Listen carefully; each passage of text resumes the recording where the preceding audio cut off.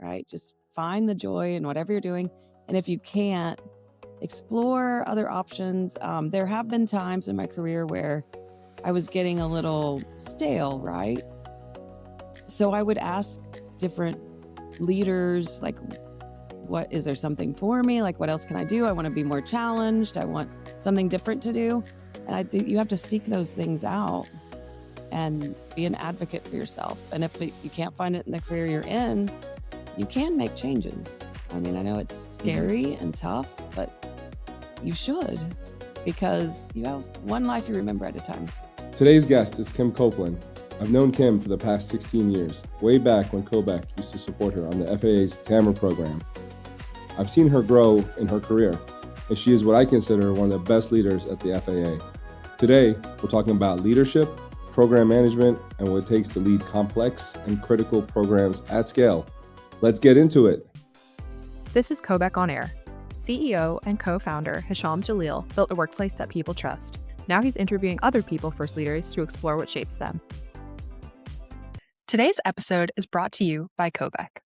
We help people turn complexity into outcomes that matter. Stay tuned for more. The views expressed in this episode are those of the participants and do not reflect the views of their employer. All right. Well, welcome, Ms. Kim Coplen. Appreciate you being on the show. Kim, we've known each other for 20 years, maybe? Close enough? 16. 16. Oh, you counted. Okay. Yeah, I think we met back when you were on TAMR. You were the implementation lead, I think, at the time. I was, yeah. And then you became implementation manager. And I'm looking here, you had a skyrocketing to the top. Worked a lot of different programs. Quickly became program manager of ERAM, climbers. And now you're acting air traffic systems deputy director. So congratulations. Thanks. That career. That's really cool. For me, it's really cool because knowing you that long and seeing you go through that's really awesome. I've always admired you for your program management skills and ability to lead people. And that's why we're here. And by the way, everybody that's worked for you has loved working for you. And I think that's hard to find, right? In today's world, any organization doesn't matter if it's government, private. It's a very hard thing to accomplish. It is, but I think that's something that you and I have in common. I think I've told you a million times that I love the way you treat people, and that's kind of the key to anything we're doing, is treating our staff well and working with our teams well, and people are the most important part of everything we do. Yes, I completely agree. So I don't know if we ever had Skype, but like, where are you from? And let's start at day one. Oh wow, I was born in Yeah. I'm from Oklahoma, born and raised. I started there at the FAA at the Aeronautical Center. That's how I got into the FAA. But I do love to tell the story of how I got into the FAA. I was a software engineer, and I was working for like insurance companies, and it was boring as heck. I was writing like explanation of benefit statements and SQL statements 3 miles long, and with a bunch of old guys that were probably younger than me now, but they seemed like old guys then. I was like 22, 23. And I was standing in a line at a club on a Tuesday night, which you can't do anymore. But in Oklahoma City, a club? Yeah, in Oklahoma City. Nice. It was Studio 54. Oh, wow. And, I was standing in line and complaining about my job. So sometimes good things come out of complaining and moaning and whatever. And this lady behind me was like, well, what do you do? And I was like, well, I'm a software engineer, and maybe I picked the wrong career. This is terrible. I'm so bored. And she's like, well, send me your resume. And within 2 weeks, I was a contractor for the FAA, and I was never bored again. So, wow. And for those that don't know, the FAA has their Mike Monroney Aeronautical Center out in Oklahoma City. It's huge. I don't know how many acres it is, but you've got the academy and the logistics center. It looks like the I Dream of Jeannie campus. It's very 1970s. And yes, yeah. It's a cool place. It is a great place. I haven't been there in a long time, but last time I was there, I think I flew. It was me and George Bear. We flew the A319 simulator. Oh, that's fun. It was awesome. I think I bounced off the runway over in Potomac. Not gonna go riding around. Well, it's not. It's harder than it seems to fly those things. George somehow ended up upside down. I'm not sure how that Oh, happened, but no. Okay. it was a fun experience. So yeah, I mean, but when you were growing up, I mean, were you aware of like, was it obvious that there's a big No, aviation I had presence no there? idea. In fact, when she first told me about it, I was like, oh, what? And everyone does this. They're like, oh, the FFA, the Future Farmers of America. Oh And she's like, yeah. no, no. So I had no idea what the FAA was or what it did. And I think there's a lot of people that don't. Like, I think they just think of air traffic control if they are aware of anything. They don't think about all the systems it takes to put it in place, or they may know the regulation side exists. Mhm. But I think there are very few people in the general population that understand that we do a lot of IT and, and Yes. systems and software. And yeah, so it's really pretty cool. So how old were you when you got into I was 24 years old. 24? Okay, you were a contractor for a few It was years. 7 years because the administration at the time was big on small government, so it took a while. But yeah, I loved it. I'll tell you the thing I liked the most is like within a couple months of being on the job, they set me down next to an air traffic controller, and you're listening to what they want the system to do, and you're trying to get the system to do what they want what they want it to do. And it was the first like real time involvement with end user and getting a feel for what it's all about. And it was a lot of fun.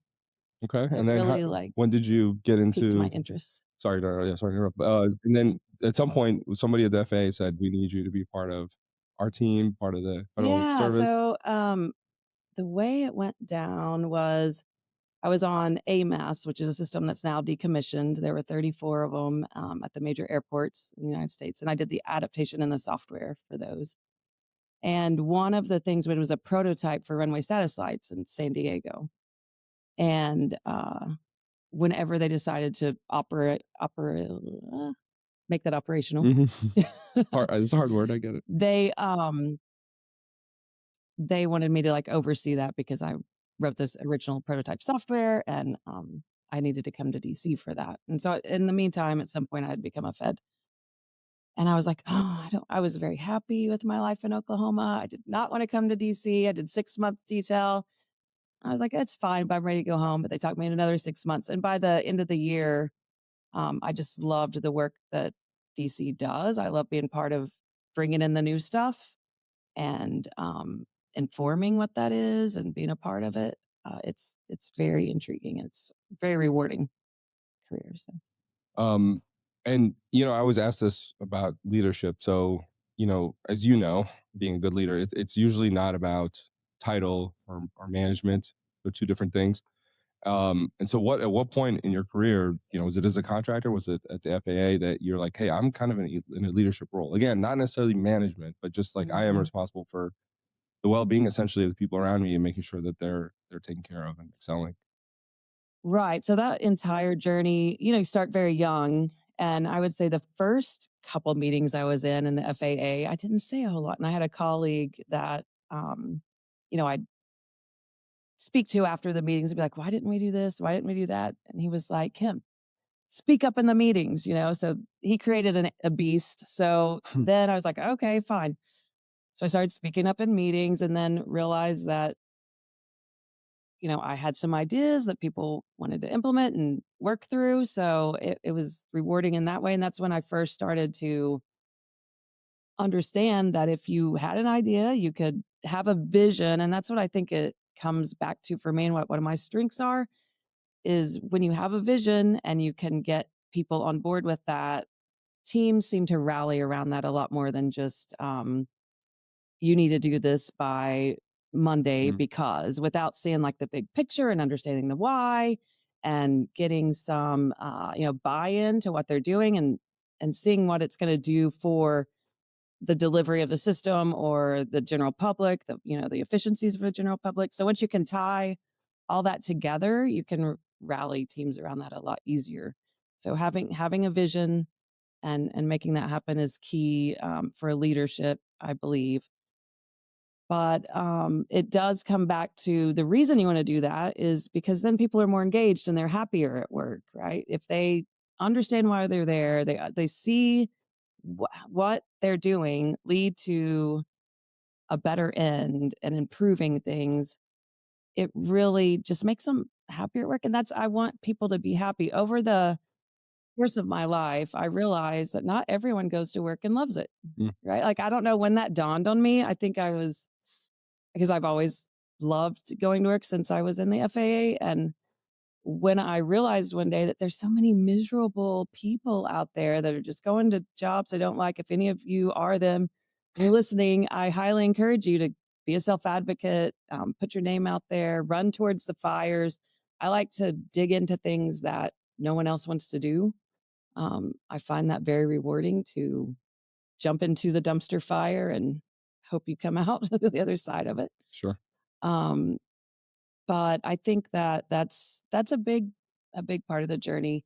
Um, so when you connect people to what the end result's going to be, I think that is more rewarding for them. And then what I learned over time, this is not something that anyone taught me specifically, but getting to know people and getting to understand what their strengths are and tapping into those strengths also makes them happier at work and more engaged. And then I Mm. realized for me, the mission wasn't exactly the technical mission anymore. It was, how do I make my teams where they're enjoying life in general? It doesn't have to be just at work. So I've actually coached some people out of doing what they're doing on my team and going somewhere else because that's where they were happier. I had a mechanical engineer once on my team and she was fantastic. I loved her. She did great work. But she came into my office one day. She was really upset because she was like, this is not what I went to college for. I want my hands on equipment. I don't want to be like writing program documents. So I was able to connect her with people who were actually able to do that. And she wound up moving to a different part of the agency where she was doing hands-on like fire testing of aircraft and something totally different. Wow. And I really want that for people. Like, it doesn't have to be on my team or with me, but I want everyone to enjoy what they're doing, whether it's people I know in the FAA or people I know in life. Your life's too short, and we are at work all the time, All the time. Yeah. and we need to enjoy it if we're going to do it. So find So what you love. I agree. And well, typically people like something that they're kind of good at, right? I mean, you're not, if you're really bad at something, you probably don't like it. So that goes back to the strengths, and focusing on those. And I think that a good saying would be that if you, I'm not saying you never work on some of your weaknesses, you should, Always. to be well-rounded, right? But if you only focus on weaknesses, you're probably only going to be average at those things. You have to like really lean into your strengths because then you can really excel on those things. And lean on other people that have strengths where you have weaknesses. So I have Yes. a colleague that I will call whenever I'm oversimplifying things because he likes to really dive into the details and ask me a bazillion questions. So it helps me like pressure test ideas. And at first, it really annoyed me. I was like, why is he asking all these questions? And why can't we just do what I want to do? So it's good to pair yourself with someone who does challenge you in your weak areas, I think, and seek them out. And when someone is rubbing you the wrong way, they're probably the right person for you to be leaning on for some of those things. Yeah, for sure. And now, of course, this person does not rub me the wrong way. I Find lean a on new them for a person lot now. of stuff. Yeah. So the mission and the why and the vision and that stuff. It's funny because we last week and Jen was part of this. Jen's sitting here for folks who can't see. She's the executive producer. We wanted to revisit our mission and vision and core values at Kovac. It's been years and we need a refresh, and we decided to go with a path of having some of our top performers, not all because that would be too many people, but we try to get 20 of our top performers in a room and say, where do you guys see that? Like, why do you do this? Right? You've been here long. You understand what Kovac's all about. You understand the core values. What makes us unique? Where do you see this company going? And to your point of like involving people in that, so they not only they're helping build it, but they're going to buy into it and help to spread it. Yeah. Now for you, it's a little easier. You have 100 people. It's easier to just say, hey, let's do this. For you, it's probably a little harder. You have a much bigger organization, probably a mix of, I don't know if you obviously need the contractors and the feds to kind of feed into that or buy into that. And a lot of these kinds of exercises feel upfront like you're pausing or maybe even taking, feels like steps back to kind of reset a little bit to then go faster forward, right? And so how did you, like, what are some things you did to do that? Say, hey, let's take a pause and let's make sure we all understand, the why. Yeah, I'm big on offsites, which may not always be big for everyone, but I really do think it's important to take time with your team, listen to your team, brainstorm with your team. So it is a collective vision and not just my vision or Jim Bob's vision. It's a collective vision that more people are bought into. I think that's very, very important. It took me a while to get there though. You don't learn that out of the gate. Hmm. You you start with, oh, I have a great idea and I'm going to run with that. And then you realize, oh, this would be a better idea if I bring in more people, they pressure test it, they find the gaps in the logic and we make it a cohesive plan. I think that's definitely the way to go. But there's a lot more to it than like caring about the person and having a vision. I think those are two pieces. Hmm. And that got me so far in my career as becoming a leader and being like an implementation lead. And I'll tell you, when I became a manager, that was like a whole another transition for me, because then I'm no longer doing the fun stuff anymore. Well, but I still think that's the fun stuff. It was great when you could sit down and check things off your list, right? Like, oh, I Hmm. fixed this PTR, resolved that issue. When I became a manager, I was still trying to do all that and, manage a team. And at first, I was like, oh, I don't want to be a manager. I feel like everyone who walks in here is like sucking all my energy out. I'm like, oh my gosh, what is happening? Um, and what I learned in that portion of my journey is you have to feed yourself first. Mm. So I think the last decade of my life has been a lot about, if I don't take care of myself and if I don't have the energy to give people, if I'm not getting enough sleep, if I'm not eating right, if I'm not working out, if I'm not meditating, journaling, like all those things, then I'm not going to be able to bring the right presence into a room. And that's another thing that you learn. Like when you walk into a room and you're like in a bad mood and tired and discombobulated and cranky, that spreads. So you have to learn that you have to make time for yourself. You don't need to do everything. So one name I'll mention is Deborah Young. She was one of my mentors. And she said to me one time, Kim, you've got to focus on your 20%. Like there's 100% of the things that need to be done, but 20% of the things only you can do. Everything else you need to give other people opportunities. I always felt like, oh, I'm putting more work on that. I'm delegating down. I'm just like pawning off work. No, you're giving them opportunities to grow, to learn, to become leaders themselves someday. And if you have to take that critical step at some point in your career, Yeah, or you'll never be able to manage it all. absolutely. Deborah was amazing. I remember Yes, her. yeah, She was great. one of my favorite leaders, and I've been very fortunate. I'll say that I've had a lot of great leaders in my life that have been wonderful examples that I've learned a lot from. And even when you have leaders that aren't the best, you learn what not to do, right? That's true.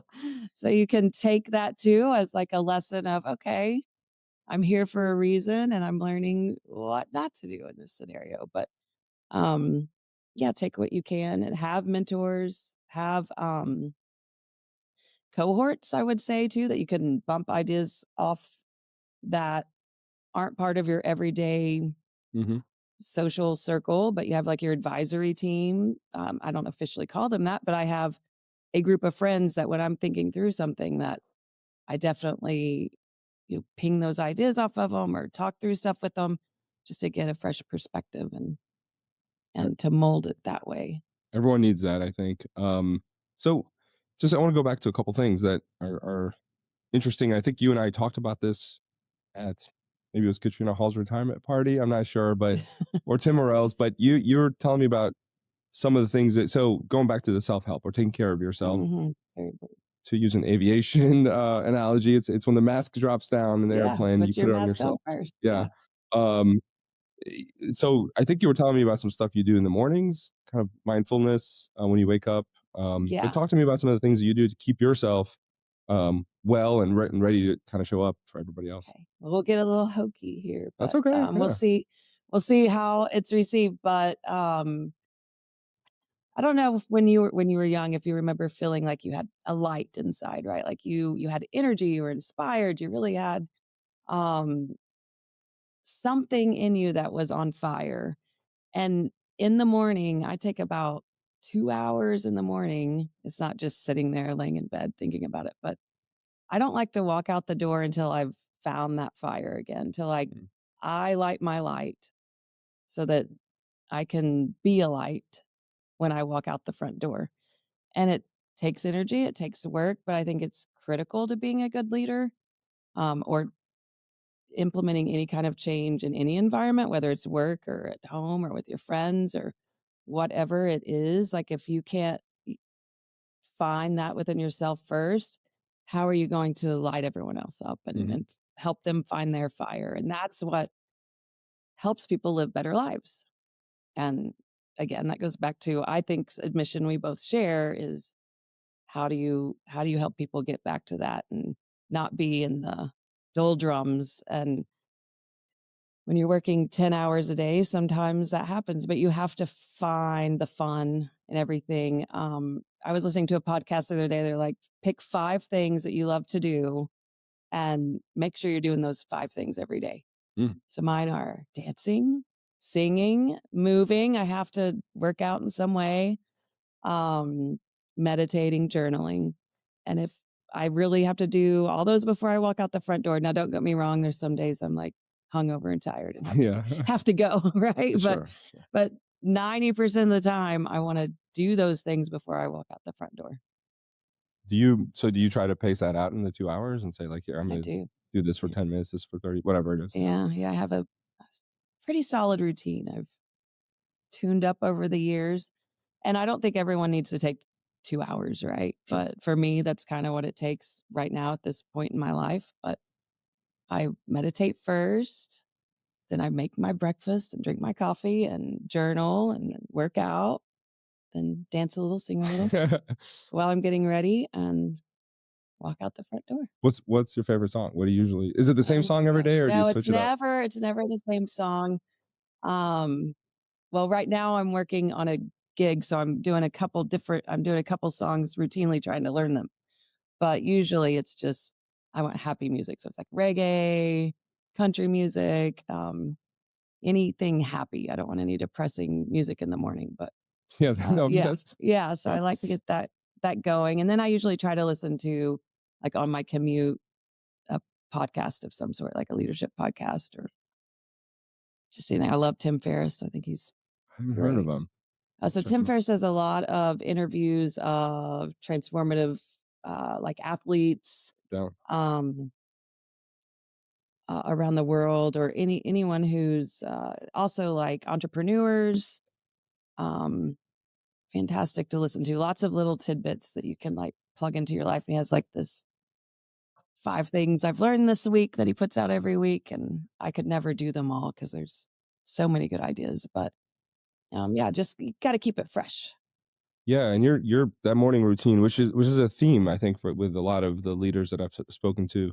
I do some stuff in the morning too. I'm not, like we talked about, I'm not it's less in my reflecting, and I need to do more of that. It's more that there is a routine, there is something to energize me for the day, get me ready, whatever it may be, which usually includes working out.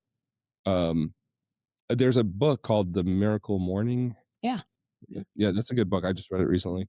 I think it's a much longer thing, that there's like 6 things or 12 things or something that guy does, but I don't remember, but I think I did I'm big on Blinkist.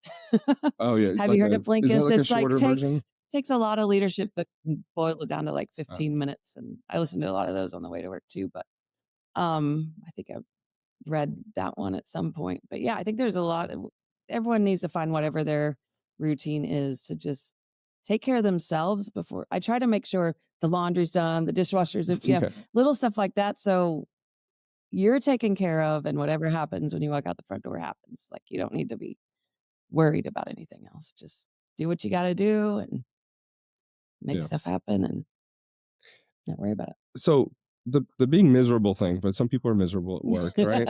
Well, I find that interesting because I think, barring, people need money, right? They may have families, bills, whatever, right? And so sometimes you don't have the opportunity to just say, hey, I'm out, this is not for me. Right.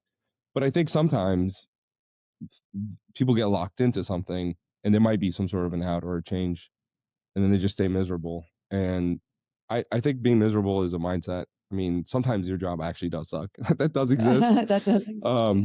But it's also like it's a mindset too. I mean, It you is. kind of have to find something positive. I mean, if you're just miserable all day, then it's not good for your health, and it's not going to get you anywhere. And so, like, finding have you figured out ways to get people, or if you're having maybe a bad day, or you see others on your team that are kind of miserable. It sounds like you coach them through maybe different careers, but suppose they don't want to leave, right? You see something in them for your team. What are some things, like, how do you get people to kind of change their mindset or view things differently? I try to spend a lot of time with them, talking to them, understanding what might be troubling them, and talking through different methods I would use in specific scenarios, and or just thinking outside the box on how you can shift your mindset around that. Um, Almost everything is mindset. There are some I was in Peru recently, and there was a, a lady we were going to the top of Machu Picchu.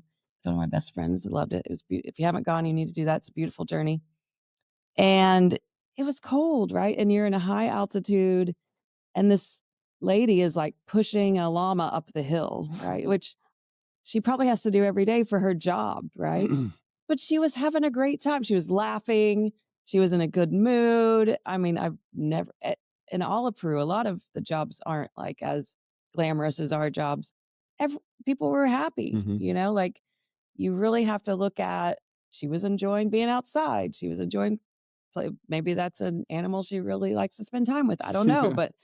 But that really stuck in my head of, if she could have fun doing that, we could all have fun doing anything, right? Just find the joy in whatever you're doing. And if you can't, explore other options. There have been times in my career where I was getting a little stale, right? So I would ask different leaders, like, what is there something for me? Like, what else can I do? I want to be more challenged. I want something different to do.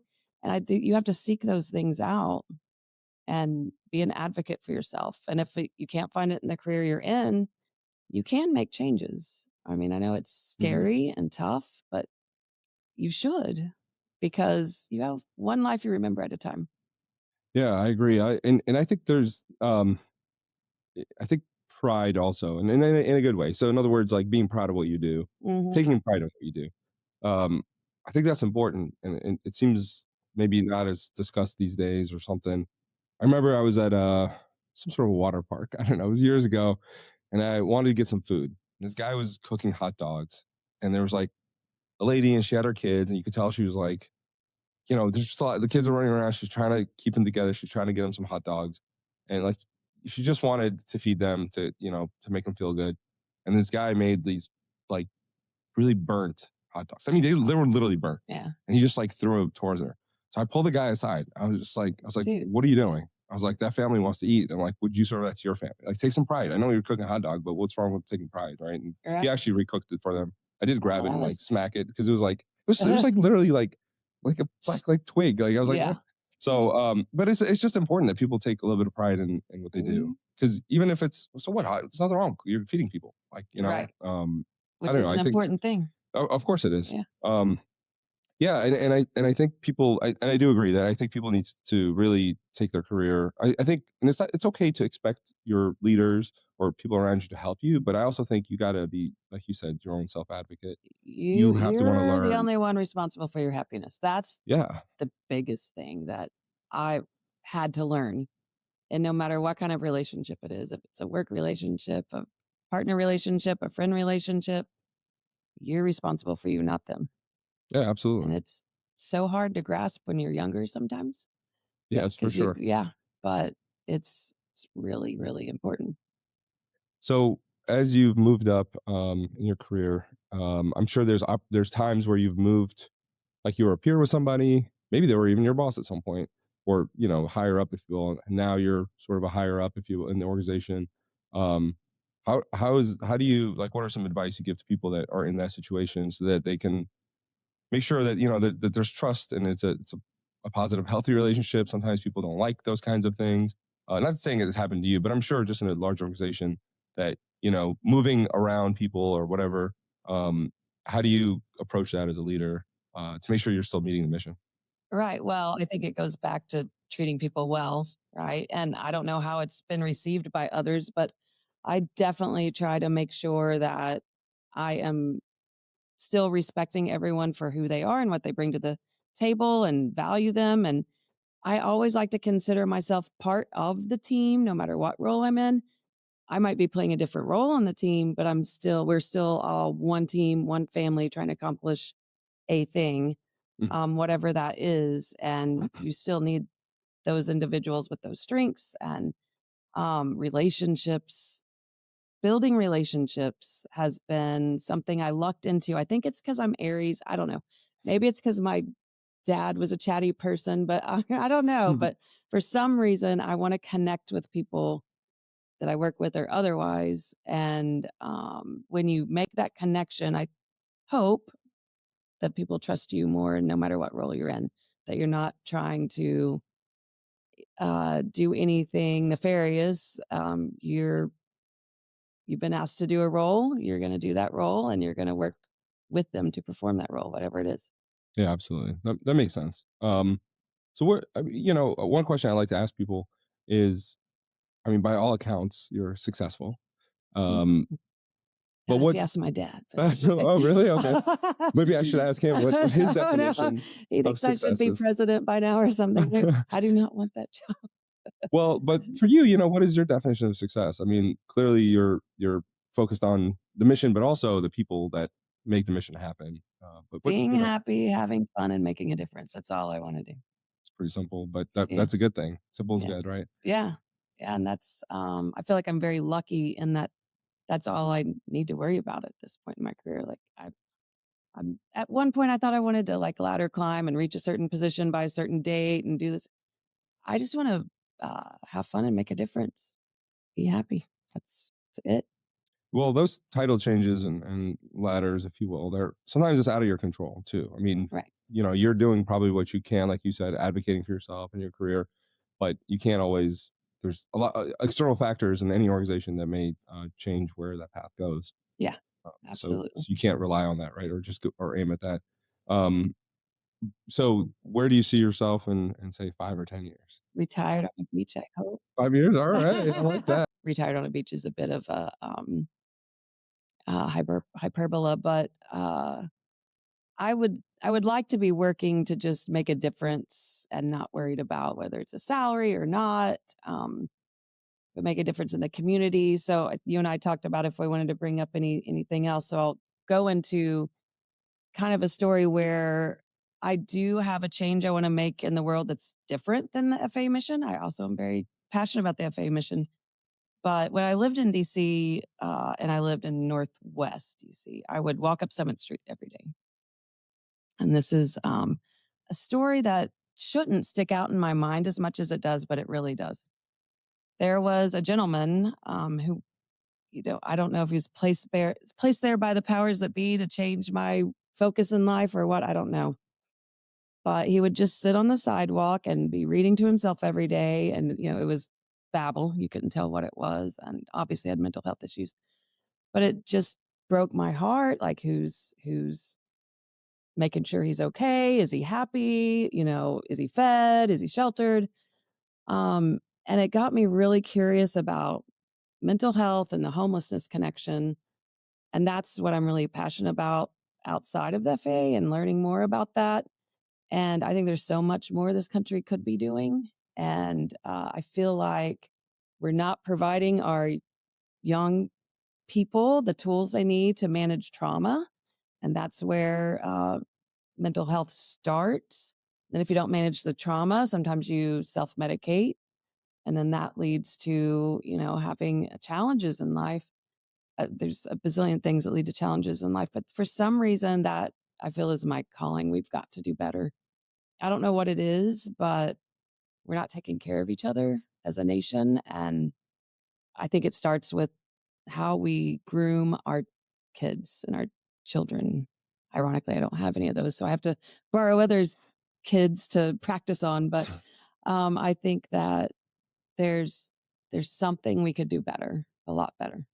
Yeah, there's some things that when you when you frame things a certain way, it becomes like, huh, that doesn't make sense. Which is, I, we care so much about animals in this country, which is great. Yeah. But if you see a stray dog and there's like, oh my god, where's the, oh my god, the dog's there, and it's a big deal, and it is. But Yeah. then if you just see like a homeless encampment, it's like, oh, whatever, just keep walking. It's kind of a strange thing, right? It's like, well, they also need help. And I mean, I don't know what the help would be, but there's something, we could probably do. So is this stuff you do on the side? It's part of what I do on the side, so it's leading to that, I think. So a lot of what doing right now has to do with the healthcare industry and working on different angles within that to deliver better value to the DC community for the underserved community in DC. So making sure that when there are programs established for the community, whether it be for drug addiction or um, the underserved community getting the help they need at community healthcare centers, um, there's a lot of money left on the table that the organizations don't know how to take advantage of. So working with those organizations to understand those systems and processes and deliver better value to the clients, which are DC residents that um, are underserved, don't have the means to get the medication they need or seek the mental health that they need, the mental health coaching or whatever it is they need. Um, that's part of what I do when I'm not here or not Oh, at the FAA. that's awesome. So I mean, maybe that's a lesson learned for people that don't like their jobs too much. You like yours, but is finding a calling, finding a why, something that maybe balances out some people's jobs. Maybe not as fun or it's not their calling, but there's something you could do maybe to help or help others, which I think is what really provides fulfillment for people. Is I think seeing helping others. Yeah. I'm pretty sure that provides fulfillment. Yes. Specifically that word. And it doesn't have to be what people do, but just finding something that gives you some joy in life. Right. It could be a sport you like to play. I mean, the camaraderie of the sports and whatever it is. But yeah. For sure. I have a question. So actually, the last guest we had here was Michael Huerta, former administrator. He's great. I want to have this thing where we ask the last guest a question they can pass on to the future guest. Okay, I love this idea. But then I forgot to ask it. So I'll ask you a different question that I believe from Talithia Thomas, I want to say, or Angela McCullough. I forgot which one gave me this, but they both gave me good questions. But what was your worst day as a leader? And what did you learn from it? Again, you don't have to use any specifics, but just kind of the theme. Think through that. Well, there's been a couple that were like environmentally induced, I would say. During COVID, I lost an employee that he passed away. Wow. That was really, really difficult and challenging for myself and the team, and keeping them supported during that time. That was a difficult time as a leader because you do need to be there for your team and make that a priority even when you're hurting yourself and having a hard time with it yourself. You have to figure out a way to show up and be there for the people that need you. And then more recently, when everyone's fearful of the security of their job and trying to navigate that situation, that's difficult as well. So I'd say most of the time when it has to do with things out of our control that affect the people I care about, right? Which is people at large, but when it affects their mental health, because whenever you lose someone, it affects everyone's mental health on the team. Like they're struggling with that.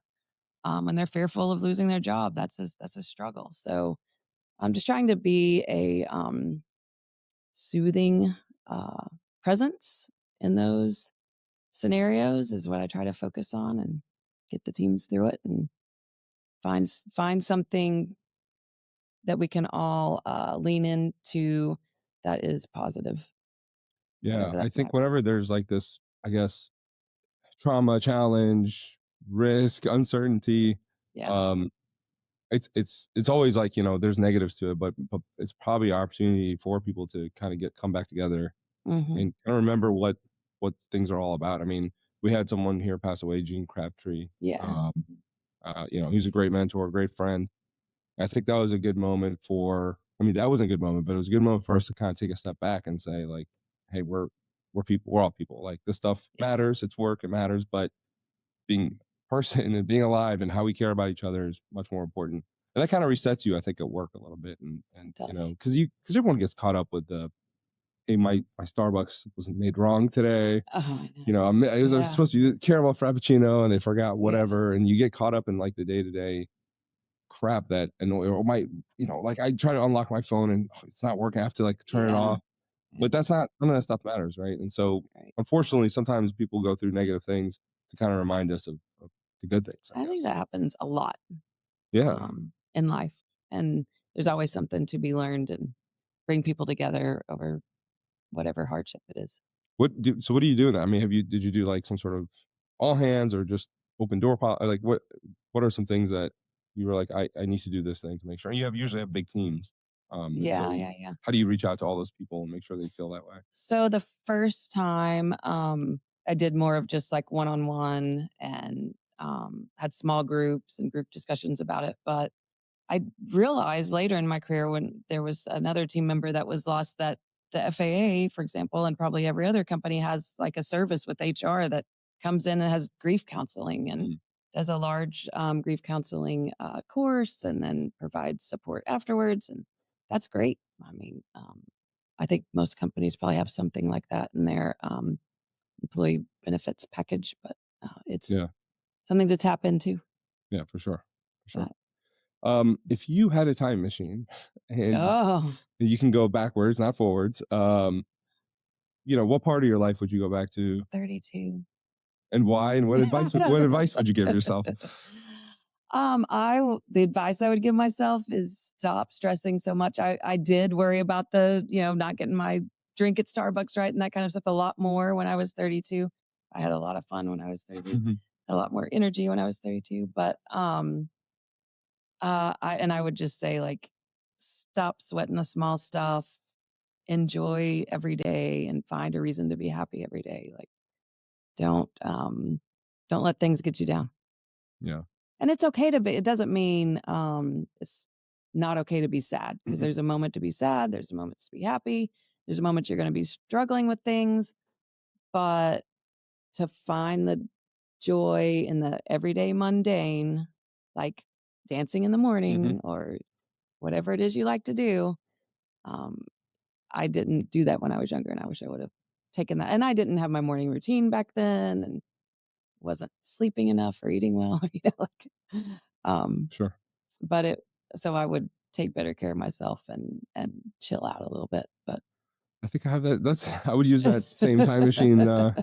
But it's something you learn, right, over time. I mean, I still think that you have to almost go through some stuff to then realize that you learned something through that process, right? Yeah, I mean, but wouldn't we be in great shape if we know that then? We'd be in so much better shape. Like today's generation doesn't drink, like whoever the 20-year-olds and I stuff. know, aren't they I'm like, smart? what happened? Yeah, it is smart, but I'm like, it's a little weird. Maybe I'm just jealous, but so I mean, you're like I said, clearly one of the best leaders that we know of, that I've met. What are some pieces of like sort of advice that you would give to people who want to be, leaders? They're on their mission, on their career path to become leaders. They want to become leaders.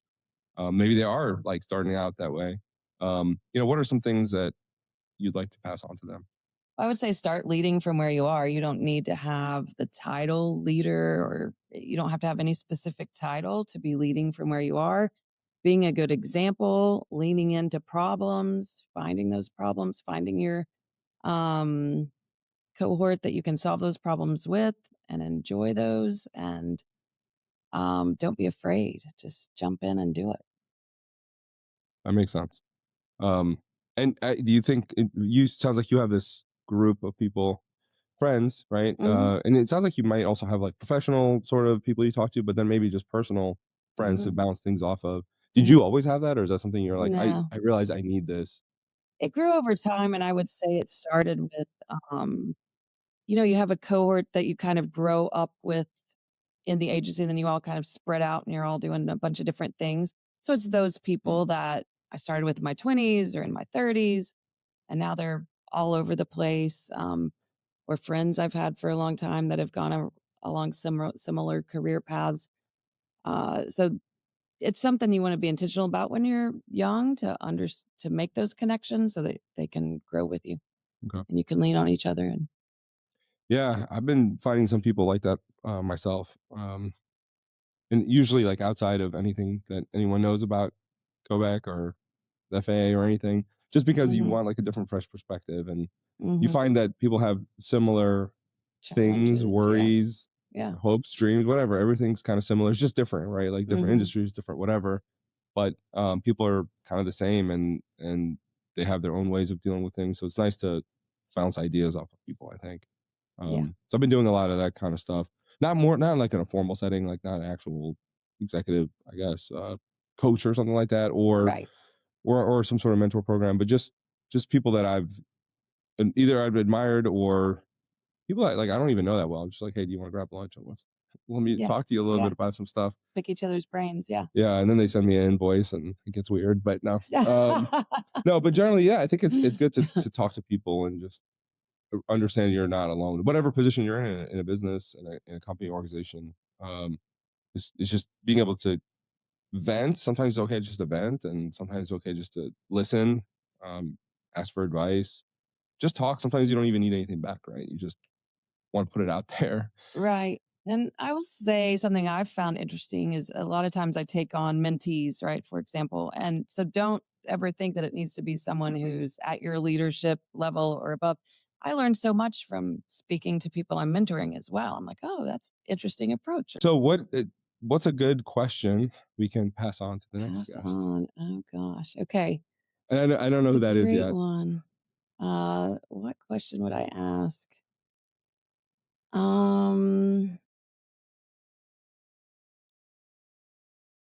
I would say, why do you want to be a leader? What's your Hmm. why? That would be my question. Do you think that's a great question? Do you think did you have to figure out your why? I don't think that I've sought it out, but I know what it is. Like I feel for me, it's I want to influence in a positive way as many people as possible, and help bring about positive change. So that's why I want to be a leader. How did you figure that out though? So you didn't sit through some exercise, right? Or you sat there and like thought about it, or how did that develop over time? You must have given it some thought though, right? I would say I would say it probably came to me whenever I would be like looking for the next step and someone along the path must have asked me, well, why do you want to do that? Mm. Is it just for the title change or the position itself? And I don't think it's ever been that. It's always I want to influence a positive change for the people and whatever project we're working on, right? Like I want to uh, have a say in what that looks like Hmm. in the culture, in the relationships, and the delivery of it. I heard of So, a method of trying to figure out your why, and it's like you get a good friend and you ask them, "Why are you my friend?" oh, And I guess the concept is that they originally will start with like just oh well, we like the same things or whatever, but you just keep asking them, and is it like the five whys? You do it five times? kind of like Yeah. you're trying to like get to the real like truth, like why are they really your friend? And it takes a while apparently to get. I haven't tried it yet. I probably should try it, but and it's like just you're kind of, yes, you may like the same teams, whatever, but Mhm. underneath all that, especially like a close friend, not like a husband or wife because that's probably a little too close, but like a close friend that you've known for a while, and there's something more than just the superficial. Like we have something in common and stuff. What do you Um, think the answer is for most of your friends? I haven't thought about that. Um, I'm scared to ask them. Maybe I don't know. Hopefully, it's something good. I'll tell you what. I'll report back to you because I can think of somebody I can ask and bug enough to like try to uncover Yeah. um what what it is, and it's a weird way of doing it, but it kind of maybe makes sense in a way because it basically shines a light on something that you're providing What's or important for that friendship. yeah. So then when because we all get time constraint, right? So for that friendship, you might realize, well, what they really value is quality time or honest feedback. Yeah. And it might not be going to the bar and watching basketball or whatever it is. Right. Whatever people do. I don't do Yeah. that either, but yeah. It might be that other thing. For me, girls talk a lot. So we've kind of explored that a little bit. And for me, it's like acceptance. I think we're all like acceptance for me, who I am, non-judgment. Mm. Whatever I'm doing, you're going to help me figure it out and not judge me for it and work through it. Do you have the same friends that you've had your whole life? No, no. All friends are, I hope not all, because there's some right now I really definitely want to keep my whole life. But sometimes friends are for a season, right? And you Yeah. grow and you change, and what you valued then, you don't value now. And it doesn't mean it's good, bad, or otherwise. It's just what you need to prioritize isn't what Mm-hmm. they want to prioritize, and that's fine. Yeah. I agree. I mean, I have a lot of, I've gone through seasons of friends, as you put it. As I say, go through friends. That sounds bad. Like, I'm done with you, on to the next. But no, over time, yeah, over your life, like Yeah. whoever I hung out with in college, I may not hang out with now. Right. Interesting though, I don't necessarily have one friend that like goes back more than like back to school necessarily, like high school or anything. Well, actually I do. That's not true. There's one friend. 1.5 That's friends. good. That makes sense. The other one's a little smaller. But no, I actually so there's 1.5 friends. That's true, but that was Well, don't tell them that they're half friend. I'll tell the other one. But it's partially like for me, like also like kind of who I hung out with. And when I was in high school, I was hanging out with some of the wrong kids to some degree. Not all of them, but some. Probably wanted to get into some trouble. And maybe it was like fun in high school, but then at some point in life, you got to get your ass together, right? And like support your family. You say and stuff, that, I'm so. still working on it. Yeah, that part's true. At some point, I'll get my act together. Maybe at 80. Yeah, We'll fair see. enough. But yeah, I've got like long-term friends at this point, but I don't know. It's interesting. I think it's hard at this age to make new friends. Maybe I'm wrong about that. I don't know. You're wrong. You Really? can do it. But you got to like do stuff. Go out, do stuff. You do. Which I don't do a lot of. You have to put yourself out there a little bit to make new friends. But yeah. So you've made new friends recently in life? Oh, yeah. Okay. I'd say so. Well, that's good. Yeah. Some of my best friends are in the last 5-6 years. Oh, really? Okay. I'd say. Yeah. That probably goes to you and the connecting with people and the open-mindedness and really caring about people. I think there's probably some connection there for you. Some of it, maybe. Also, maybe it's because I'm single and don't have a 2-year-old at home. Well, you might have a little bit more opportunity for that stuff. Right. Yeah. But I mean, I appreciate you coming on. It's been awesome. Again, thank you. Well, I'm honored because I also consider you a great leader. So I like that you're doing this, and this will be good for people to get little nuggets and take some, leave some, whatever.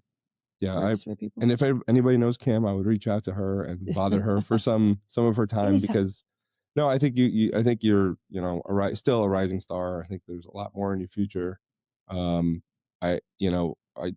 hope that the people who had opportunity to work with you get a chance to work with you again, and then people you haven't yet worked with, I think would be nice to work with you because I think you're doing great thing for the government, for the FAA, and for society, and I think building great relationships and great teams along the way. So I appreciate you joining me.